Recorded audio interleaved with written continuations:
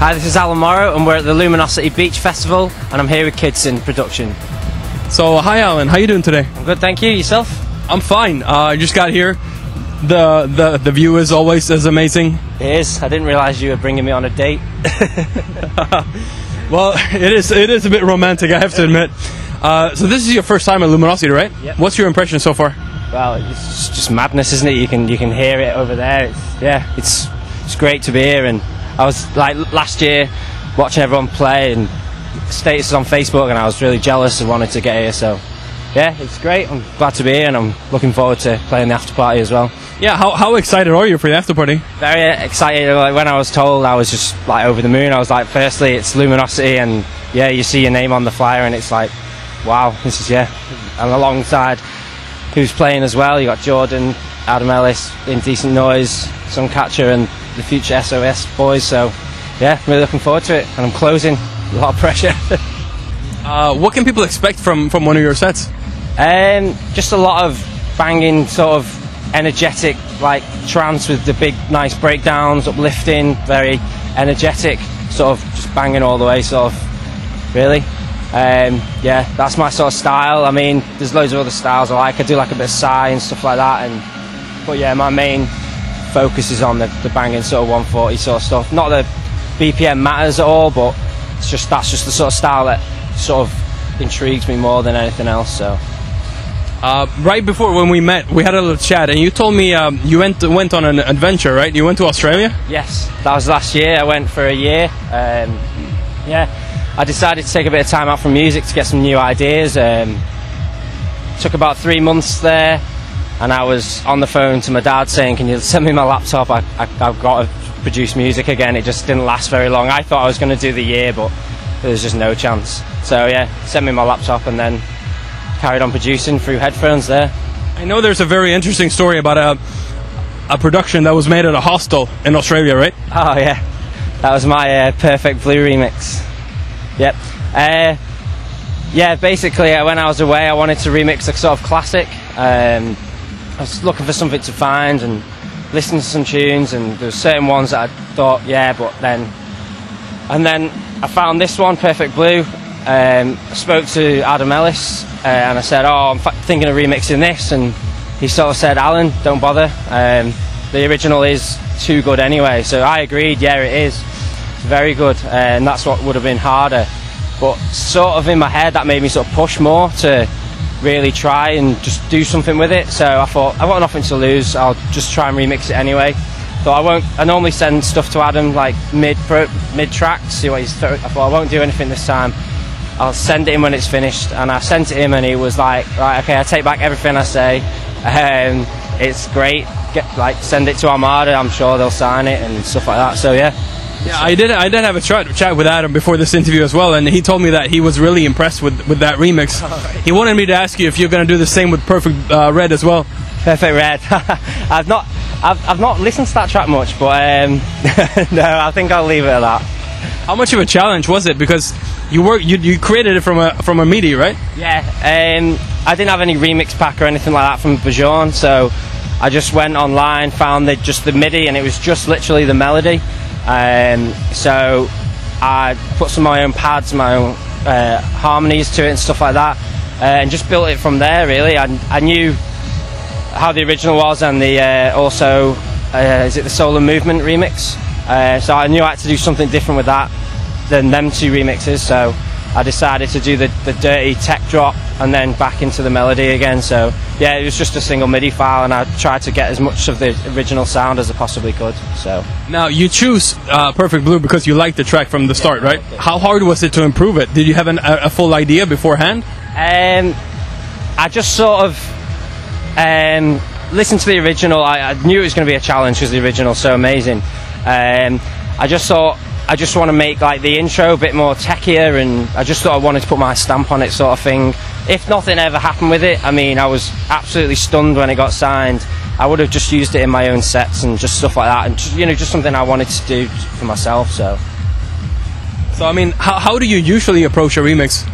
I normally listen to the original first, see how I can make it different. If the original's quite like my style anyway, I'll think of how I can change it some remixes I like to keep pretty close to the original. I like to keep the original sort of thingy, but then just sort of put my techie sort of harder, fast-paced sort of energy to it. So just sort of put my sound and stamp on it, really. So yeah. And what happens? How do you work the magic when it comes to an original track? What do you start with? I'll always start with melody, because otherwise, if I don't start with melody, I don't know where I'm going with it. I know some people produce through just kick and bass and percussion, but like there's obviously everyone works differently. But for me, I can't progress on that. I don't know where I'm going, so I'll normally start with a melody, some pads. I'll make myself like a little remix pack, so to speak. So what I'd get in a remix pack, like a melody, a bass line, pads. I'll do intro pluck. I'll do that for myself, and it helps me like speed up the process of making an original, so to speak. So if we flip back to Australia, when you got back home, you quit your job, right? And you went into music full time. Yeah, that might have been a stupid. We need to move. We're gonna pull up a little bit, right? If we go back to Australia, when you got back home, you quit your day job, right, and went to music full time. Yeah. When I was in Australia, I was doing jobs like waiting on people, and I don't know, something just made me think in my head like this. I don't want to be like. Obviously, I knew that wasn't what I was going to be doing when I came back home, but something just clicked in my head. I thought I've got to do something that I've been like working hard on something for 4 years. I want to do something with this. So I originally worked with my dad, so I had to tell my dad, and he was fully supportive. He gives me some jobs to do, like if I need work, I'll work some like on site for him and stuff like that to earn money. But yeah, I thought there's no point in me just going through life doing something that I'm not enjoying, and at the end of the day, if it doesn't work, then I'll just find a job again. So, but I'm going to push to hopefully make it work for. Yeah. Like this might sound like an easy question to you, but there's a lot of people out there who want to pursue their dream. How hard was it for you to just do it? It takes a lot to just say, right, I'm going to quit my job. I'm fortunate in the way that I've got my dad, who's got jobs that I can then fall back and do if anything's going wrong. So I'm fortunate in that position. I understand everyone's got bills to pay, and yeah, that probably helped me make the decision. But yeah, it was just all a case of I don't want to be doing something for the rest of my life that I'm not enjoying. And like normally I'd be waking up on a Monday like, oh, it's work today, where now I wake up on a Monday and I can't wait to get started in the studio or whatever it is I'm doing. So how do you keep yourself motivated, or how do you keep yourself hungry in producing? Because I mean, you told me you sit hours and hours in the studio.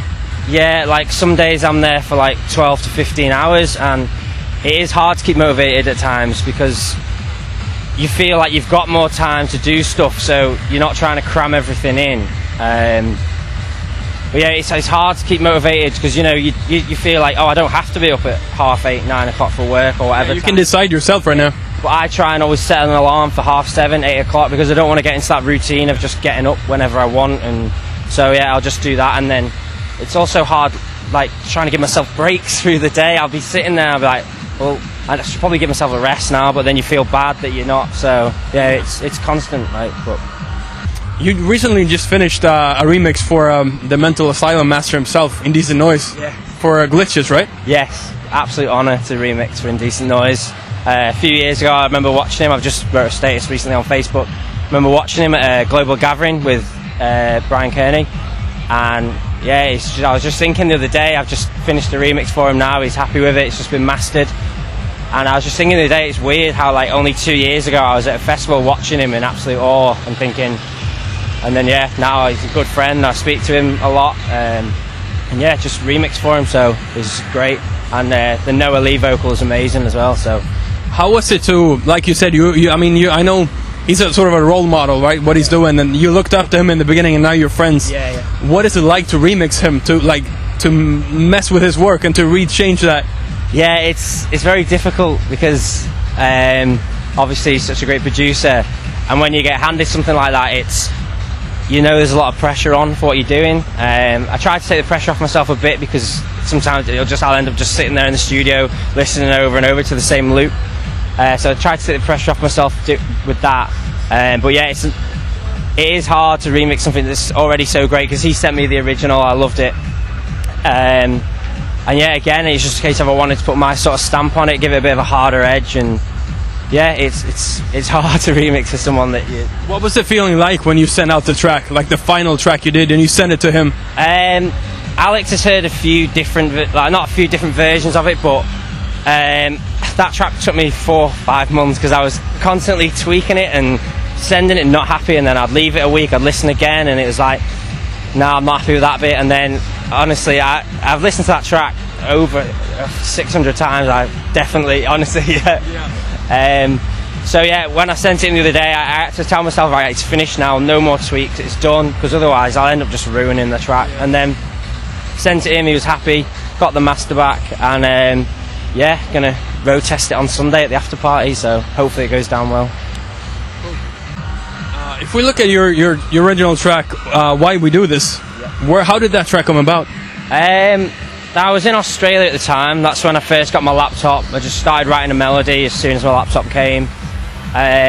Sort of wrote the track, and I thought I want to make a track with a bit of a vocal. So a good friend of mine, Sophie Way, she's a very good vocalist. She doesn't really do trance music and stuff, but she sort of does like country, and she's got her own band and stuff. But I thought I want to, try something different, get a new, different voice on it. So I messaged her, sent it to her, and she writes her own stuff as well. So I give her the name of the track. I wanted this name, Why We Do This. I like that name, so I thought, can you write something around this, sort of to do with like why it's all in the title really, why we do this sort of thing. So like why making trance and stuff like that. So she came back with about 4 different versions of vocals, and then she just asked me to pick one. I picked it. She was still in England at the time, and then she recorded it, and it was great recording straight away. So she sent it me, made it fit in the track. Yeah, spent a bit of time messing around with it, and then yeah, that was it really.